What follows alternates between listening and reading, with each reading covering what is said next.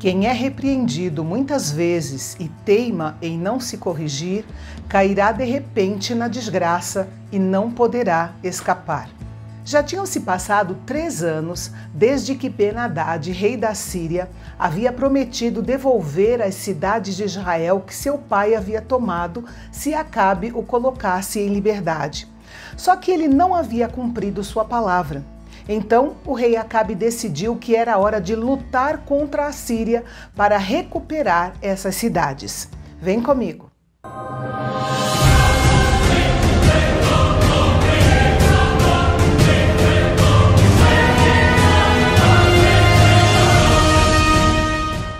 Entre as cidades não devolvidas a Israel, a cidade aparentemente mais importante que veio à memória de Acabe foi Ramote-Gileade, que estava em um local estrategicamente importante.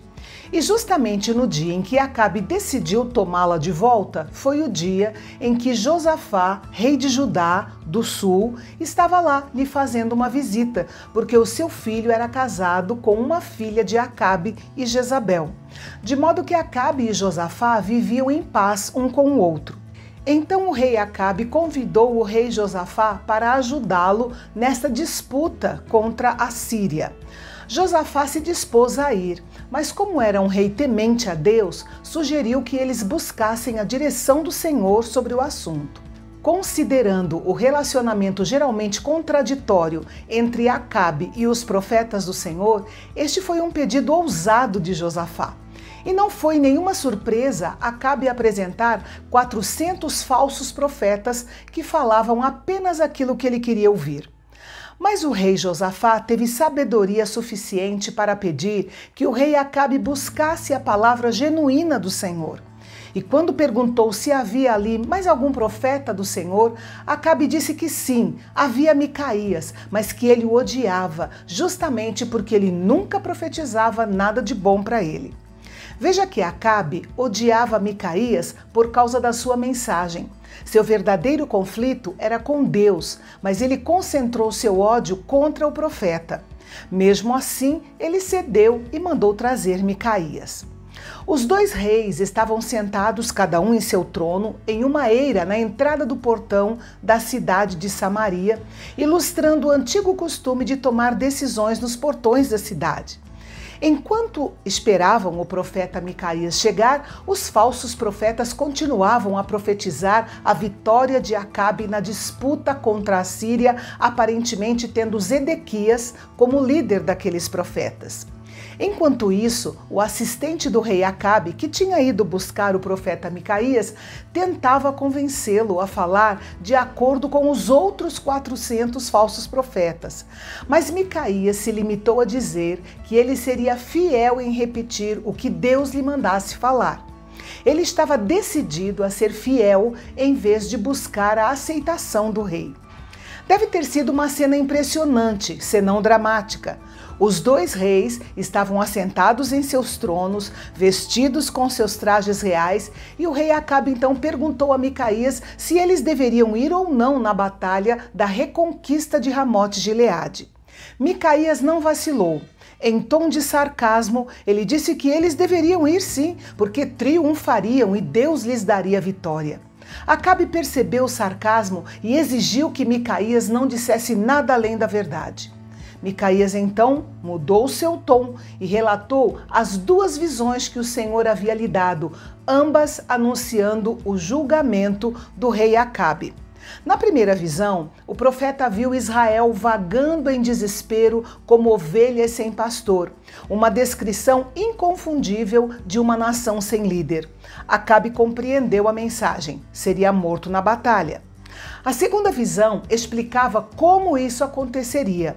Um espírito mentiroso daria a Acabe uma falsa segurança para que ele entrasse na batalha.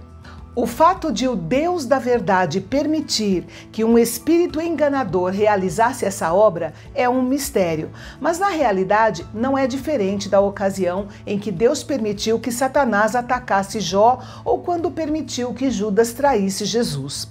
Deus trata as pessoas de acordo com o caráter de cada uma delas. Por meio de Micaías, Deus avisou Acabe em tempo de ele voltar atrás sobre o que estava reservado para ele. Zedequias, o líder dos falsos profetas, deu então uma bofetada em Micaías, respondendo como muitos fazem quando são derrotados em uma discussão, reagindo com violência. E o rei Acabe respondeu da maneira que muitos tiranos fazem quando são confrontados com a verdade. Ordenou que o verdadeiro profeta fosse levado de volta à prisão e que recebesse apenas pão e água até que ele voltasse da guerra, como se castigar o profeta pudesse mudar a sua mensagem.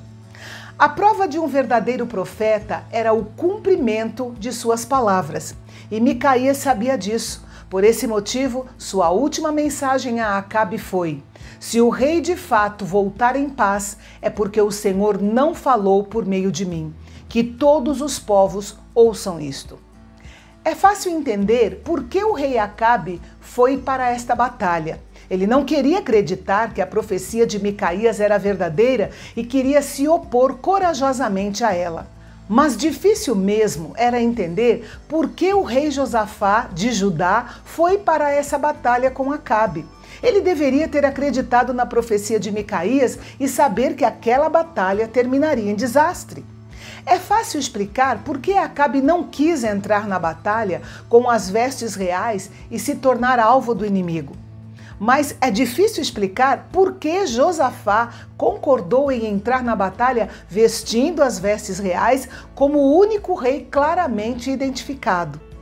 A ordem de Ben-Hadad aos seus soldados foi muito clara. Ele disse: não lutem com ninguém, apenas com o rei de Israel. O homem que 3 anos antes tinha tido sua vida poupada por Acabe, agora ordenava que o matassem. O único rei identificável na batalha era Josafá, que logo percebeu que estava em grande perigo.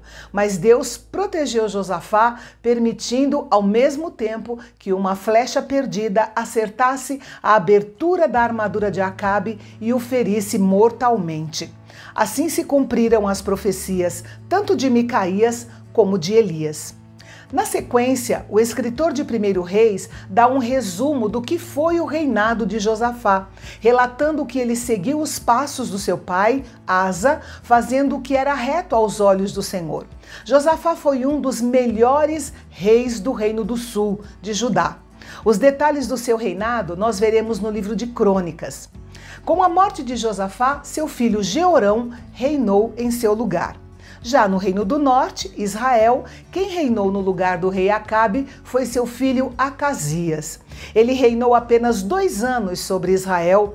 Ele fez o que era mal aos olhos do Senhor, andou no caminho do seu pai, no caminho da sua mãe e no caminho de Jeroboão. E isso nos dá uma ideia do que ele fez em seu curto reinado. Mas era o que se podia esperar da descendência de um casal como Acabe e Jezabel. Com isso, o livro de 1 Reis termina com uma nota baixa. É um livro que nos revela a pecaminosidade do coração humano, a fidelidade de um Deus amoroso e a seriedade de fazer parte de um remanescente fiel. Para nós fica uma lição. Antes de Jesus voltar para estabelecer o seu reino, muita coisa ainda vai piorar. E é possível que fiquemos desanimados e tentados a desistir. Nesses momentos, devemos nos lembrar que a responsabilidade é a nossa resposta à habilidade de Deus. O Senhor ainda está sentado em seu trono, de modo que podemos nos juntar à multidão celestial e entoar o cântico dos vitoriosos. Aleluia! Pois reina o Senhor, nosso Deus, o Todo-Poderoso. E aqui nós encerramos mais uma série com 313 vídeos gravados na nossa jornada de 1189 capítulos de Gênesis a Apocalipse.